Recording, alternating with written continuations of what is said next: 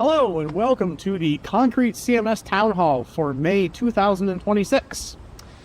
We are going to be checking in with Andy on how Squash Week went and the 950 and subsequent point release journey. We're going to hear from Jess on the site in the wild, maybe do a little fun on the forums and the thank yous. We're going to get you back out to hopefully having some fun in the sun and we'll do some cool stuff with concrete. So let's get started. Hey everybody, it's Andrew giving you all the Concrete CMS news for May 2026. Where does the time go?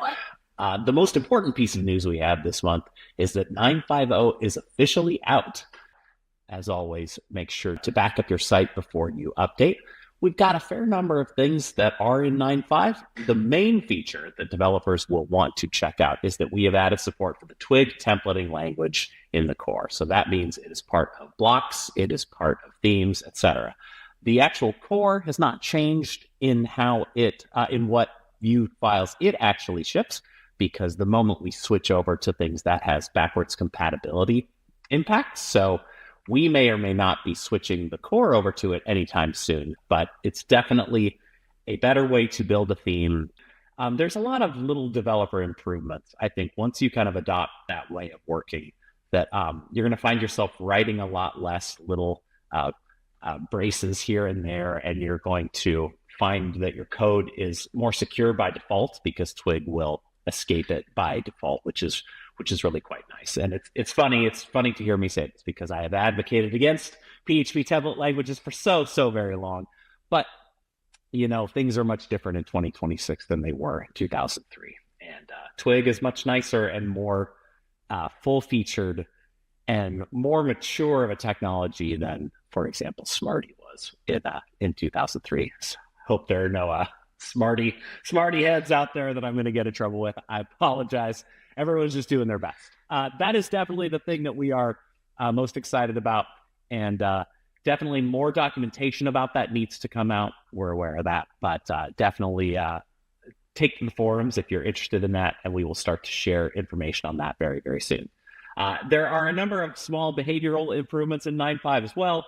You can definitely check all of this out on the documentation site in the 9.50 release notes.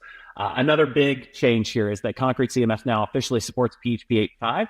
That was actually more difficult than we thought, not so much because of the core, but because many of our dependencies were locked on older versions, and we had to swap them out. So we now use Symfony Mailer instead of Laminus email, or what used to be called Zend Mail back in the day, and many other little things like that have changed. So definitely, you're going to want to back things up and perhaps do an update on the stage before you do this. One thing I should tell you is, as always with any kind of semi-large release, we have found some small issues, not in the case of all, not necessarily for all cases, but definitely with some of the ways that blocks include other templates, things like that, we are ironing out. So if you're on the fence, you can wait for 9.51. 9.51 should be available later this week. And that will also include a number of security updates. So definitely, if you want to, don't want to live on the bleeding edge, you don't have to. Just check out 9.51 when it comes out really soon. One other piece of information I wanted to let you know is that we have now adopted an official AI policy in Concrete CMS. You can see this on our AI policy documentation page. It is also linked from the contributing guidelines in GitHub, which we ask you to adopt when you submit issues, whether they're new bug reports, feature requests, or pull requests that actually you want to change code. We ask that anytime you use AI to do anything, you sort of adopt this method of working. We are not anti-AI. It is an excellent tool for a number of things, but we do advocate for the kind of responsible use of AI, both for maintenance of the code that you submit and for the longevity of the developers who have to review your code. So definitely check this out.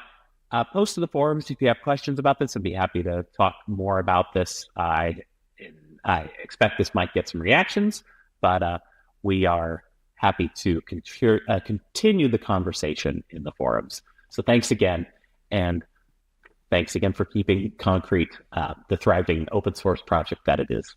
Bye.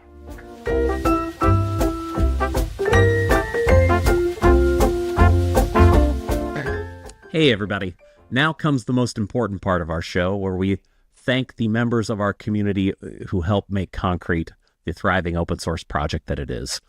For submitting GitHub activity this month, I'd like to thank Jans Carton, Deb0x1, John the Fish, Jeff Payetcow, N Ratering, M Kreis, Jans Carton, and M Locati.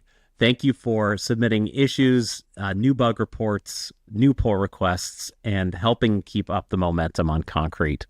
It is much appreciated, and we couldn't do it without you.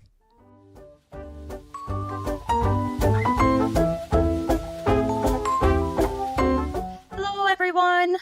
This month, I'm going to give a quick walkthrough of the Parkside Resort website. This resort is located in Tennessee, the Smoky Mountains, and is created by Anchor Point Marketing. Very cool website. It looks like they focus only on vacation websites. So right here, right away, you can see on the homepage that they focus on a very nice family and luxury vacation experience. They have real nice large imagery, a very nice clean layout, and quick booking options from everywhere. The call-outs look great here. And people can start immediately planning their stay right from the home page. On the top navigation, let's click on cabins. If we take a look at some different cabins, can definitely browse through all the different cabins and choose your dates easily on how long you want to stay and how much it's going to cost. And it's very fast. This website is very quick. I have all the nice detailed descriptions. All of these images here, you can go through the gallery. They look just fantastic. Goal here is to give visitors confidence in their choice, in their rental choice. Let's take a look at the specials. Oh, there we go. You can view all the eligible rentals. And the blog post. Oh, their blog looks nice. Glamping. I like how they talk about the glamping. It looks like they focus very much on SEO, and that looks fantastic by driving traffic and promoting these direct bookings. And overall, this is a great example of a hospitality website that has some nice, strong branding, user-friendly design, and a great marketing strategy, all brought together by Anchor Point Marketing. You guys did a great job. Thank you very much. Bye, everyone.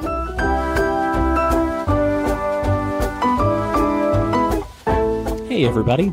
Now's the part of the show where we look into our own forums and we try and see if we can help some folks.